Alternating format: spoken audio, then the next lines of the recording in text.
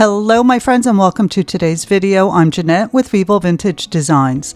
Last week I posted a video where I painted a flower and it looked really nice as I started to paint it, but I used too much alcohol and it started to bloom. So today I wanted to recreate that flower and I discovered something wonderful. This was my practice flower. It was done on the matte side of photo paper. And then as I started to paint the flower, I decided to explain why you paint on the matte side and not the glossy side. So as an example, I started to paint the zinnia that you see in the background on the glossy side of photo paper, and you can see how well that turned out. And I did this really quick. I really like the way this one turned out, even better than the one that I finished for this video. So today we're going to paint on the glossy side of the photo paper, and I'll be using my dry palette. Now for those of you who don't know what a dry palette is, I will post a link in the description box for a video which will show you how to create one, why you would want to use one, and it's just one of my favorite ways to paint. So you can see here I have this, I think it's called a filbert brush. It is flat and the tip is rounded. And this is the perfect brush for this. If you don't have one of these brushes, you can just use a large round brush. And when you're working with alcohol ink, you want to make sure that you use inexpensive brushes. Now off camera, I did draw in some guidelines, a bunch of circles so that I could keep this looking round. It's hard, I don't know, you might be able to see them a little bit, but you don't have to do that. It's just something that I decided to try.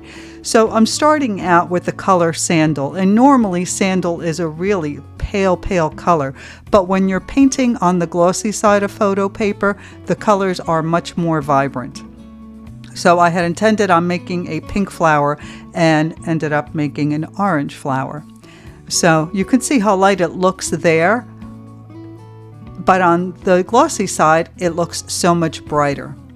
So now I've created my first row of petals. So now I'm looking for another color that's just a little bit darker.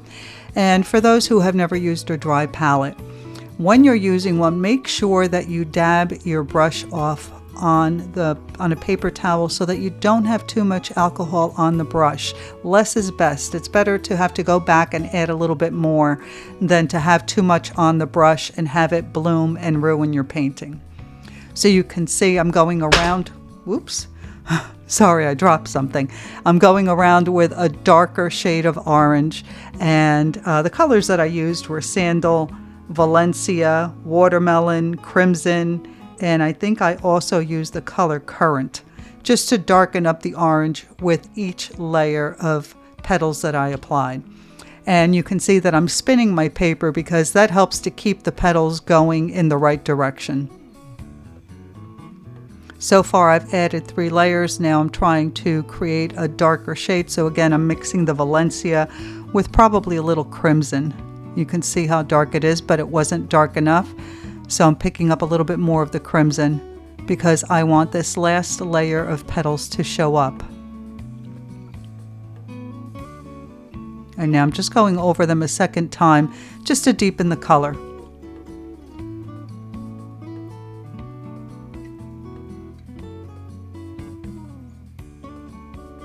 And here I'm just filling in the center a little bit, and I'll be using a yellow Posca pen to create the center. Now if you don't have a Posca pen, don't fill in that center like I did, because if you're going to use alcohol ink, you want the paper white.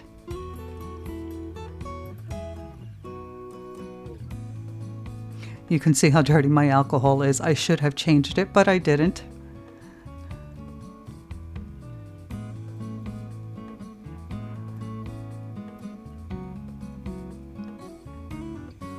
So now I'm going to paint in the stem, and I use the color Meadow for that. So I've changed to a round brush.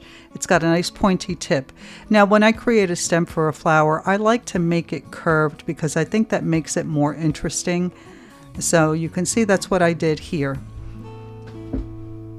And now let's make some leaves. So I'm going to create a small stem, and you can see how I create this leaf, I'm using the belly of the brush. I'm almost using the brush flat to the paper.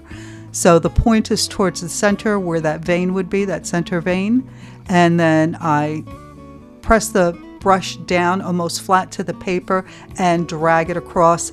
And as I get to the tip, I lift the brush to the tip. Now you can see here I don't have enough alcohol on the brush because I'm always so afraid of creating blooms. So again, the tip of the brush, I'm pressing down, and you can go over it a second time. Again, not enough alcohol on the brush. And you can see it gives you like a really organic looking leaf, which I really like. All right, so now we're done with our dry palette. I have 2 fine liners here.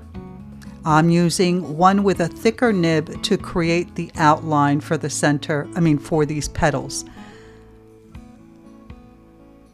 So here I've finished outlining each one of the petals, and now I'm going to switch to a fine liner with a finer nib, and I'm going to create some lines in the center starting from the base of the petal towards the top, and I'll create some little lines from the top as well. And here you can see clearly how I've created those lines.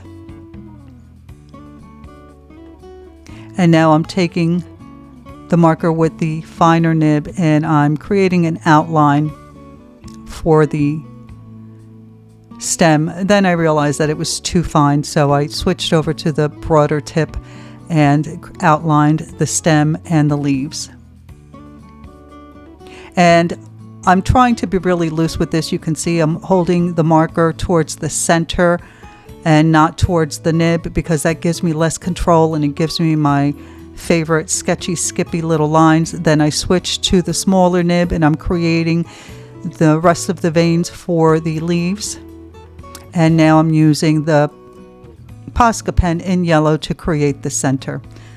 And there you go. This was easy and a lot of fun. I hope that you enjoyed the video. Check the description box for links and please don't forget to like, comment, and subscribe.